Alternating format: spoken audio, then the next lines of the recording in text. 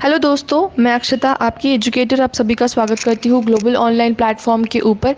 देवी अहिल्या विश्वविद्यालय PhD entrance test के लिए यहाँ पे पेपर 1 का हम पूरा सिलेबस डिस्कस कर रहे हैं दोस्तों। आज के लेक्चर में मैं अक्षता आपकी एजुकेटर आपका मैथमेटिकल रीजनिंग का ब्लड रिलेशन टॉपिक स्टार्ट करने वाली हूँ। Yes, without any further due product के बारे में थोड़ा बहुत देख लेते हैं और लेक्चर को स्टार्ट करते हैं।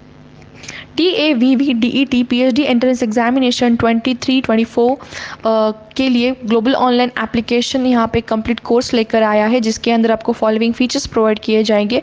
Full syllabus video lectures recorded form में रहेंगे दोस्तों, ताकि आप आपके टाइम के हिसाब से भी ये वीडियो लेक्चर्स को देख सकते हैं। फुल सिलेबस नोट्स जो है काफ़ी एग्जाम रेलेवेंट पेपर पैटर्न और डिफ़िकल्टी लेवल को ध्यान में रखते हुए बनाए गए हैं। फुल सिलेबस मॉक टेस्ट के द्वारा आप आपका प्रेपरेशन चेक कर सकते हैं दोस्तों। साथ ही साथ 1500 प्लस की प्रैक्टिस एमसीक्यू पीडीएफ प्रोवाइड की जाएगी। ये जो एमसीक्यू की पीडीएफ है ये आप मोबाइल फ़ोन से भी इजीली डाउनलोड कर सकते हैं। साथ ही साथ Hindi as well as English language के अंदर एक स्टडी मटेरियल भी प्रोवाइड किया जाएगा। स्टडी मटेरियल जो है दोनों भी लैंग्वेजेस में आपको एक्सेस करने मिलेगा।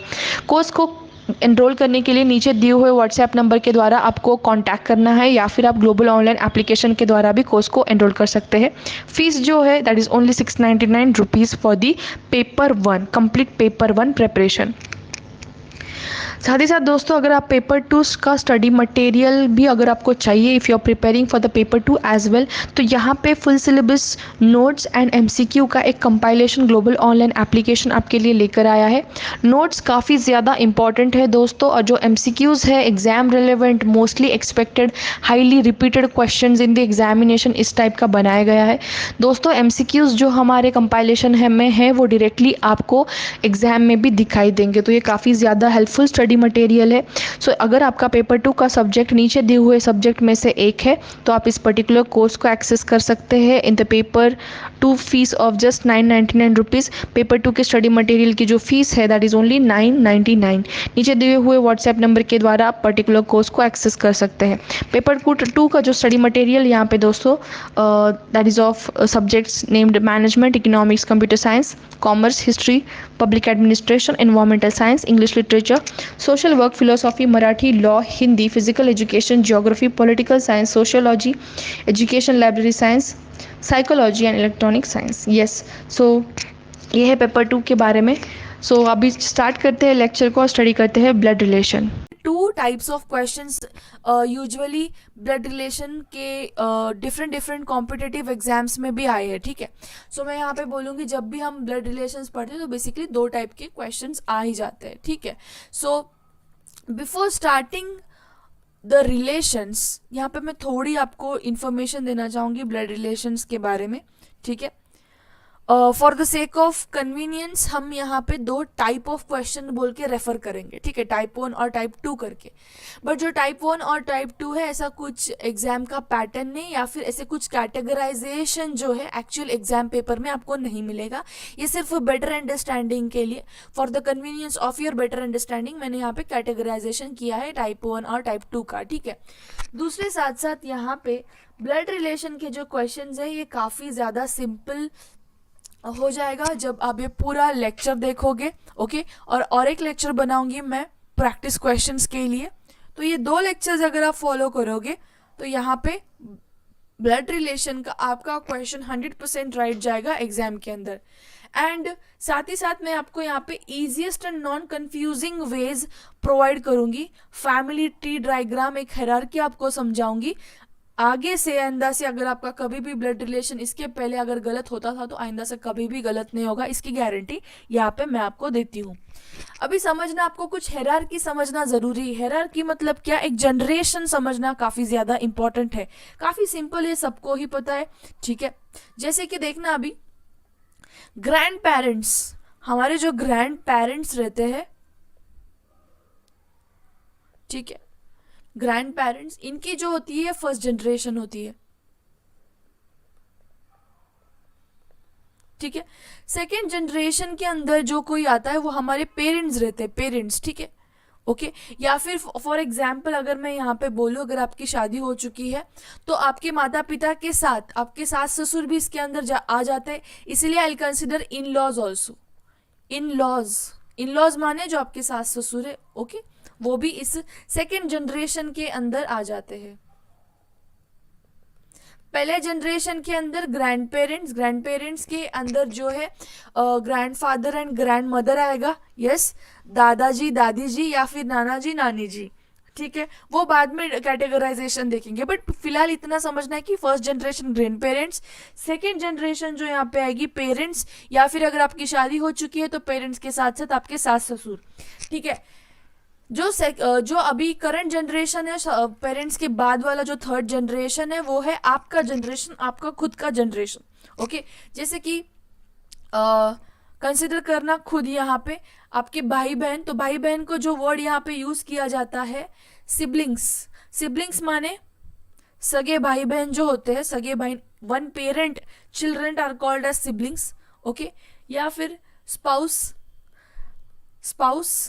एंड साथ ही साथ फॉर एग्जाम्पल अगर आपकी शादी हो गई है तो आपके हस्बैंड का जो भाई है या फिर जो आपके हस्बैंड के हम बोल सकते हैं बहन है, if you are a male person तो आपके वाइफ की जो बहन है या फिर आपकी वाइफ की जो भाई है वो भी इस जनरेशन में आ जाते हैं, इसलिए इन लॉज भी मैं यहाँ पे कंसिडर करूँगी, इन लॉज जो कि आ जाते हैं थर्ड जनरेशन में।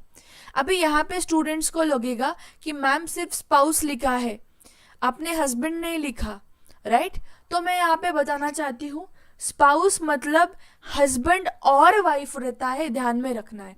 ऐसा नहीं है कि स्पाउस मीन्स सिर्फ वाइफ, स्पाउस का जो मतलब होता है ईदर हस्बैंड और वाइफ, ईदर हस्बैंड और वाइफ, इसमें कंफ्यूजन की बात कोई भी नहीं है, कंफ्यूज कर लेते हैं खुद बच्चे। स्पाउस मतलब ईदर हस्बैंड या फिर वाइफ, दोनों में से कोई एक। तो अभी देखना यहाँ पे जो नेक्स्ट जनरेशन की बात हम करने वाले हैं that is the fourth generation. Fourth generation में आएंगे हमारे बच्चे, दैट इज चिल्ड्रंस, ठीक है, जो हमारे बच्चे हैं चिल्ड्रंस, ओके। यहाँ पे भी आप बोल सकते हो इन लॉज भी बोल सकते हैं, ठीक है आप। जैसे कि फॉर एग्जाम्पल आगे हम पढ़ेंगे इन लॉज के अंदर, फॉर एग्जाम्पल आपकी जो बहन है उसके बच्चे, ठीक है, आपका भाई है उसके बच्चे, तो वो भी तो आ गए इसके अंदर, राइट? तो वो इन लॉज किन के लिए रहेंगे? आपके हस्बैंड के लिए रहेंगे, ठीक है। इफ फॉर एग्जाम्पल आप एक पुरुष है या फिर you are a male person, आपके जो चिल्ड्रन है वो तो ठीक है, लेकिन आपके वाइफ के बहन के जो चिल्ड्रंस है वो आपके लिए कौन हो जाएगा? यहाँ पे नीस और नेफ्यू हो जाएगा, तो वो भी इसके अंदर आ जाएगा, ठीक है। इसीलिए यहाँ पे चिल्ड्रन के साथ साथ जो मैं रिलेशन लेने वाली हूँ दैट इज नीस और नेफ्यू, नीस और नेफ्यू, ओके। सो यस, सो ये आ जाएगा। यहाँ पे इन लॉज का भी एक रिलेशन आता है, बट इन लॉज का अगर मैं दूंगी son in law daughter in law तो आप वहाँ पे कंफ्यूज हो जाओगे, ठीक है। तो फिलहाल इतना ठीक है, चिल्ड्रन नीस एंड नेफ्यू ये जो आ जाता है ये फोर्थ जनरेशन के अंदर आ जाता है, ठीक है। और फिफ्थ जनरेशन कौन सी रहेगी? फिर हमारे बच्चे के भी बच्चे, राइट? इट मीन्स हमारे ग्रैंड चिल्ड्रंस, वही चीज़ें अभी रिपीट होने वाली है, राइट? सो फोर्थ जनरेशन के लिए ठीक है, फिफ्थ जनरेशन आप खुद समझ सकते हो कि हमारे खुद को थर्ड जनरेशन में ऑलवेज कंसिडर करना है हमें। जब भी क्वेश्चन आता है तो खुद को थर्ड जनरेशन के अंदर कंसिडर करना है, ठीक है। तो ध्यान में रखना siblings, spouse and in laws. Spouse मतलब आपकी इधर हस्बैंड या फिर वाइफ, सिबलिंग्स माने आपके भाई बहन, ओके, एंड इन लॉज तो आपको पता है, ठीक है। तो ये हो गया थर्ड जनरेशन वाली बात है। तो अभी देखते हैं इन एक एक जनरेशन के अंदर, सिंगल जनरेशन के अंदर कौन से रिलेशन डिटेल में समझना इंपॉर्टेंट है। जैसे कि देखना अभी यहाँ पे जब भी हम फर्स्ट जनरेशन की बात करते हैं तो हम ग्रैंड पेरेंट्स बोलते हैं, राइट? ग्रैंड पेरेंट्स, ठीक है। तो ग्रैंड पेरेंट्स के अंदर दो इंपॉर्टेंट कीवर्ड्स आते हैं, जैसे कि मैटरनल ग्रैंड पेरेंट्स और पैटर्नल ग्रैंड पेरेंट्स। मैंने आपको यही बोला है कि खुद को थर्ड जनरेशन में कंसिडर करना है, आपके माता पिता और आपके दादाजी दादी जी या फिर नाना जी नानी जी। जब आप खुद को थर्ड जनरेशन में कंसिडर करोगे तो यहाँ पे आपको क्वेश्चन सॉल्व करने के लिए काफ़ी ज़्यादा हेल्पफुल रहेगा। जैसे कि देखना, अगर मैं मैटरनल ग्रैंड पेरेंट्स बोलूँगी तो ये हो जाएगा आपके मम्मी वाले साइड के जो हम बोलेंगे मम्मी वाली साइड तो यूजुअली हिंदी में बताना ज़रूरी नहीं है, बट हम बोलेंगे यहाँ पे नाना नानी। बट जो फॉर एग्जाम्पल अगर मराठी मीडियम से पढ़ रहे, ओके, तो उनको बताना ज़रूरी है। मैटरनल मतलब मम्मी के साइड के जो अपने आपके पेरेंट ग्रैंड पेरेंट्स हैं उनको नाना नानी बोलते हैं हम, तो यूजुअली उनको पेटर्नल ग्रैंड पेरेंट्स बोला जाता है, क्योंकि इंग्लिश के अंदर अलग अलग वर्ड्स नहीं है। सिर्फ ग्रैंड पेरेंट के अंदर जब हम बात करते हैं तो ग्रैंड मदर ही बोलते हैं नानी को,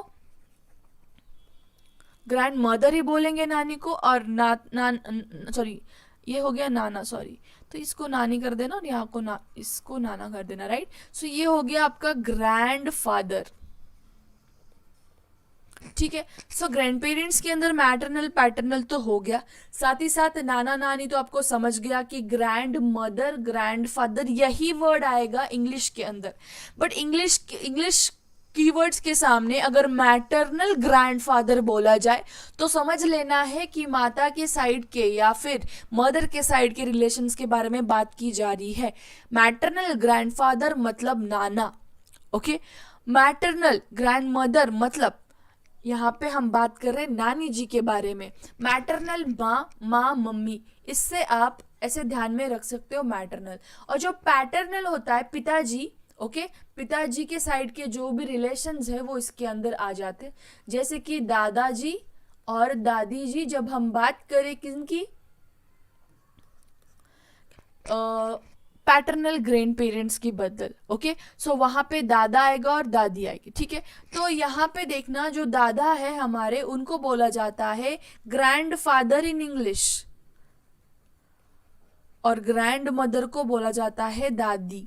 तो आपको कैसे समझ आएगा फिर, ग्रैंड मदर को तो नानी को भी बोला जा रहा है और दादी को भी बोला जा रहा है, ग्रैंडफादर दादा को भी बोला जा रहा है और नाना को भी। सिर्फ आपको कीवर्ड समझना है मैटरनल पैटर्नल। जब मैटरनल ग्रैंडफादर बोले तो नाना, पैटर्नल ग्रैंडफादर बोले तो दादा, एंड सो ऑन। इस तरीके से आपको ध्यान में रखना है। सो पैटर्नल मैटरनल आपको ये शब्द भी याद करने की कोई ज़रूरत नहीं है।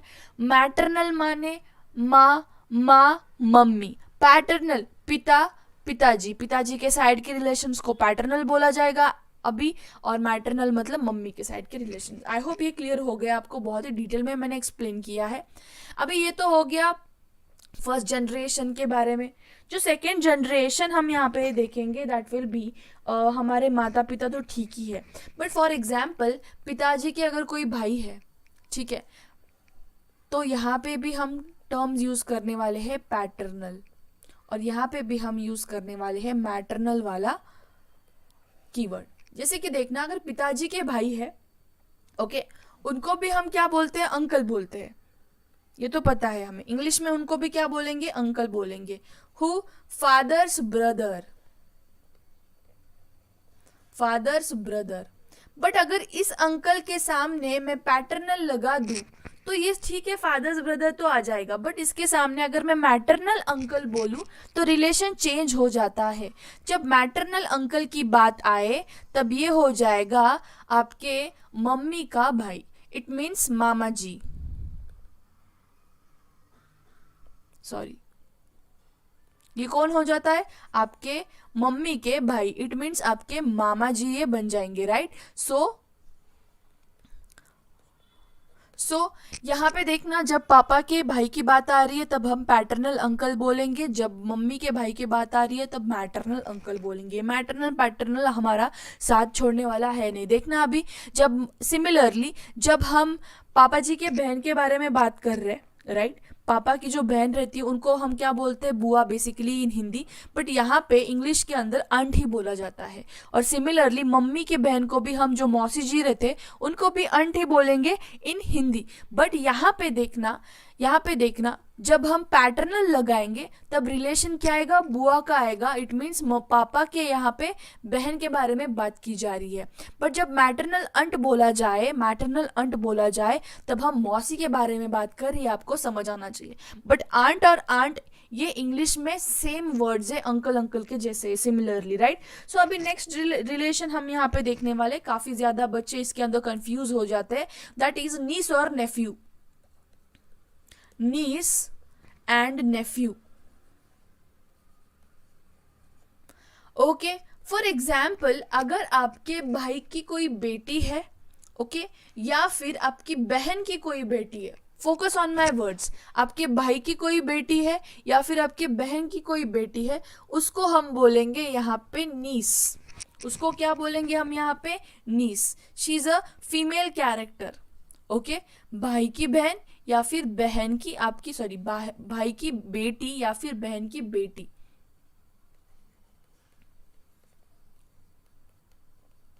या फिर बहन की बेटी, कोई भी ले लो। और सिमिलरली अगर बेटे के बारे में बात की जा रही है, भाई का बेटा या फिर बहन का बेटा, तो ये आ जाता है रिलेशन नेफ्यू के अंदर। किसके अंदर आ जाएगा? नेफ्यू के अंदर, ओके। सिमिलरली बहन का बेटा हो तो नेफ्यू ही बोलेंगे, और बहन का अगर बहन की बेटी हो तो उसको भी हम नीस बोलेंगे, ठीक है। कोई भी रिलेशन हो। साथ ही साथ फॉर एग्जाम्पल अगर आप एक मैरिड पर्सन हो, ठीक है, मैरिड पर्सन हो और आपके हस्बैंड का जो भाई है उसकी भी एक छोटी सी बेटी है फॉर एग्जाम्पल, तो उसको भी हम नीस ही बोलेंगे, ठीक है, आपकी भांजी ही बोलेंगे। साथ ही साथ यहाँ पे अगर नेफ्यू की बात की जाए तो अगर आपके हस्बैंड या फिर आपकी वाइफ का कोई भी रिलेशन, यहाँ पे आपको समझना है, सिर्फ ओपन माइंडेडली समझना है। मैं एक रिलेशन बता रही हूँ, इसका मतलब ये नहीं कि आप उसी के ऊपर फोकस करेंगे। अगर मैं यहाँ पे आपको हस्बैंड के बारे में बोल रही हूँ तो यहाँ पे जो फीमेल्स है वो उनके बारे में सोचेंगे, साथ ही साथ जो यहाँ पे मेल देख रहे हैं जो वीडियो यहाँ पे, तो उनकी वाइफ के बारे में यहाँ पे सोचेंगे। जैसे कि आपकी वाइफ की बहन जो कोई भी है, उनके अगर बच्चे हो तो वो भी आपके कौन बन जाते हैं? नीस या फिर नेफ्यू बन जाते हैं। इस तरीके से अगर आप एक फीमेल हो और अगर आपका एक हस्बैंड है, उसका भी एक छोटा सा भाई है फॉर एग्जाम्पल, और उसके भी बच्चे हैं, तो वो भी आपके लिए कौन बन जाएंगे? नीस और नेफ्यू बन जाएंगे। इस तरीके से आई होप नीस और नेफ्यू का भी कॉन्सेप्ट यहाँ पे क्लियर हुआ, पैटर्नल मैटरनल का भी क्लियर हुआ, अंकल और आंट ये भी जो है टर्म्स यहाँ पे आपको क्लियर हुए होंगे। जो नेक्स्ट अभी हम टर्म्स देखने वाले हैं यहाँ पे देखना, दैट इज कजिन और सिबलिंग। जब भी हम सगे भाई बहन के बारे में बात करें, जब भी हम सगे भाई बहन के बारे में बात करने वाले हैं यहाँ पे, तो सिबलिंग्स ही बोला जाएगा, ठीक है, ओके। अपने खुद के पेरेंट्स, मतलब फॉर एग्जाम्पल एक पेरेंट है, ओके, आपके खुद के पेरेंट्स को यहाँ पे इमेजिन करना है, आपके जो माता पिता है उनके जो बच्चे हैं, खुद के बच्चे, राइट, वो आपके लिए कौन बन जाते हैं? All are siblings for you. For example आप 3 भाई बहन हो, जैसे कि एक आप फीमेल हो, ठीक है, और दूसरे 2 भाई है आपके, ठीक है, दूसरे 2 भाई है। सो यहाँ पे जो आप तीनों एक दूसरे के लिए यहाँ पे जो रिलेशंस बना रहे हो, दैट इज द सिबलिंग्स, ठीक है। ये कॉन्सेप्ट भी आपको क्लियर हुई होगी। सिबलिंग्स माने ऑलवेज रिमेंबर सगे भाई बहन, उससे ज्यादा कुछ आपको ध्यान में रखना ही नहीं है। फिर आएगा relation of cousin, COUSIN, cousin, okay, cousin, COUSIN, cousin. तो कजिन क्या है? अभी कजिन माने रिलेशन अदर दैन जो आपका सिबलिंग वाला है, जो कुछ भी आपके चाचा के बेटे के साथ बेटी के साथ आ रहा है, ओके। या फिर हम बोल सकते हैं यहाँ पे जो भी आपके मासी के बच्चे हैं या फिर अंकल के बच्चे, अंकल माने मामा के बच्चे, मासी के बच्चे, चाचा के बच्चे, ओके, या फिर हम बोलेंगे यहाँ पे ताऊ के बच्चे, जो कुछ भी आ रहा है, या फिर बुआ के बच्चे, पूरे जो है आपके लिए कौन है? कजिन्स है। आपके लिए कौन है? कजिन्स। मामा के हो या फिर मासी के हो, बुआ के हो या फिर चाचा चाची के हो, कोई भी आपके लिए वो कौन बन जाएंगे? वो बन जाएंगे कजिन्स। सो ऑलवेज रिमेंबर, जब कभी हम सिबलिंग्स के बारे में बात कर रहे तब हम डायरेक्टली यहाँ पे सिर्फ अपने सगे भाई बहन के बारे में बात करेंगे, और कजिन्स मतलब मामा, मासी, चाचा और बुआ के बच्चों के बारे में बात करेंगे, ठीक है। सो ये भी मैंने कीवर्ड यहाँ पे आपको समझा दिया, ठीक है। अभी जो इन लॉज का रिलेशन है वो थोड़ा एक बार ही देख लेते हैं, इन लॉज वाला कॉन्सेप्ट। तो इन लॉज क्या होता है? जब फॉर एग्जाम्पल अगर आपके मम्मी पापा है, फॉर एग्जाम्पल अभी आप मैरिड हो फॉर एग्जाम्पल, ठीक है। सो आपके जो मम्मी पापा है यहाँ पे फर्स्ट जनरेशन को बिलोंग करते हैं, फॉर एग्जाम्पल सेकेंड जनरेशन जिसके बारे में हम बात करते हैं, बट फिलहाल मैं इसको जनरेशन में कैटेगराइज ना करूँ तो ये अच्छा आपको इजीली अंडरस्टैंड हो जाएगा। फॉर एग्जाम्पल ये आपकी मम्मी है, मदर, और ये आपके है फादर, ठीक है। और साथ ही साथ नेक्स्ट जनरेशन के अंदर ये आप खुद हो, हस्बैंड, और ये है आपकी वाइफ, ठीक है। ये हो गई आपकी वाइफ। सो जो आपकी वाइफ है वो आपके मम्मी के लिए कौन रहेगी, ये तो समझना इम्पॉर्टेंट है in the case of English के रिलेशंस, राइट। अभी ये हिंदी में तो हम बोल देंगे कि ये बहू हो जाएगी आपकी मम्मी की, बट यहाँ पे इंग्लिश के अंदर जो हम यहाँ पे यूज करेंगे that is daughter in law. मैं बहुत ही डिटेल में बता रही हूँ, ये बताना इतना मतलब इम्पोर्टेंट नहीं है, बट बहुत ही स्टूडेंट्स रहते हैं जिनको ये रिलेशन समझ नहीं आते, राइट। सो इसीलिए मैं बहुत डिटेल में एक्सप्लेन कर रही हूँ, तो इसका आपको यूज करना है अच्छे से, ठीक है। तो यहाँ पे देखना, अगर आपकी फादर है तो उनके लिए भी वो डॉटर इन लॉ बन जाएगी और मदर के लिए भी डॉटर इन लॉ बन जाएगी। साथ ही साथ अगर आपकी वाइफ है, वाइफ के भी पेरेंट्स है, वाइफ के भी यहाँ पे पेरेंट्स है, उसकी मम्मी हो गई और उसके पापा हो गए, ठीक है, उसके भी ये पापा हो गए, तो उसके मामी पापा के लिए आप कौन बन जाओगे, यहाँ पे सन इन लॉ बन जाओगे। जो हम बोलेंगे यहाँ पे जमाई बोलते हैं, if I am not wrong, right. So जो जमाई होता है that is nothing but son in law. Okay, son in law, daughter in law, समझ आया होगा, ठीक है। बट फॉर एग्जाम्पल अगर आप यहाँ पे खुद को समझ रहे हैं कि आपकी एक वाइफ है, ओके, साथ ही साथ आपका एक छोटा सा भाई भी है, सो आपके भाई के लिए आपकी वाइफ कौन बनेगी यहाँ पे सिंपली भाभी तो बन जाएगी, ये पता है, बट जब भाभी का रिलेशन आता है तो हम उसको बोलेंगे सिस्टर इन लॉ। उसको हम क्या बोलेंगे, सिस्टर इन लॉ। आपके भाई के लिए आपकी वाइफ है सिस्टर इन लॉ, और आपके वाइफ के लिए आपका भाई कौन है, brother in law, brother in law. Vice versa इस साइड पे भी अगर आपकी वाइफ की कोई बहन है, ओके, बहन, उनके लिए आप बन जाओगे ब्रदर इन लॉ, और आपकी वाइफ की जो सिस्टर है आपके लिए बन जाएगी सिस्टर इन लॉ, ठीक है। इस तरीके से ये रिलेशंस हमने यहाँ पे भी समझ लिए हैं। अगर आपको कोई डाउट है इन लॉज के रिलेशन में, या फिर सिबलिंग्स, कजिन जो हमने देखा, साथ ही साथ maternal uncle, paternal uncle, aunt के रिलेशंस देखे, नीस और नेफ्यू के देखे, साथ ही साथ ब्लड रिलेशंस के अंदर हमने अलग अलग जनरेशन्स के बारे में स्टडी किया। इसके अंदर अगर कोई डाउट हो तो आपको पूछना है, ठीक है। एक छोटा सा कॉन्सेप्ट मैं यहाँ पे आज स्टार्ट करने वाली हूँ, असाइनिंग द सिम्बॉल्स। और असाइनिंग द सिम्बॉल्स सिर्फ सिम्बॉल्स बताऊंगी मैं, कल के लेक्चर में सिम्बॉल्स का इंपॉर्टेंस बताऊंगी। जैसे कि कल के लेक्चर में यहाँ पे मैं कोई भी मेल कैरेक्टर आए, कोई भी मेल कैरेक्टर आए जो हम सिंबल यूज करने वाले, प्लीज इसका अभी ये क्वेश्चन नहीं पूछना है कि मैम स्क्वायर ही क्यों लिया, या फिर ऐसे सिंबल्स आप क्यों ले रहे हो, कुछ समझ नहीं आ रहा है, इसका इंपॉर्टेंस पता नहीं। फिलहाल सिर्फ लिख लेना है आपको कि मेल जब भी आएगा तब हम स्क्वायर यूज करने वाले हैं, फीमेल जब भी आएगा तब हम एक सर्कल यूज करने वाले हैं फीमेल दिखाने के लिए। फॉर एग्जाम्पल एक मैरिड कपल है या फिर शादीशुदा वाला एक कपल है फॉर एग्जाम्पल, तो उसको रिप्रेजेंट करने के लिए यहाँ पे मैं एक डबल हेडेड एरो यूज करूंगी।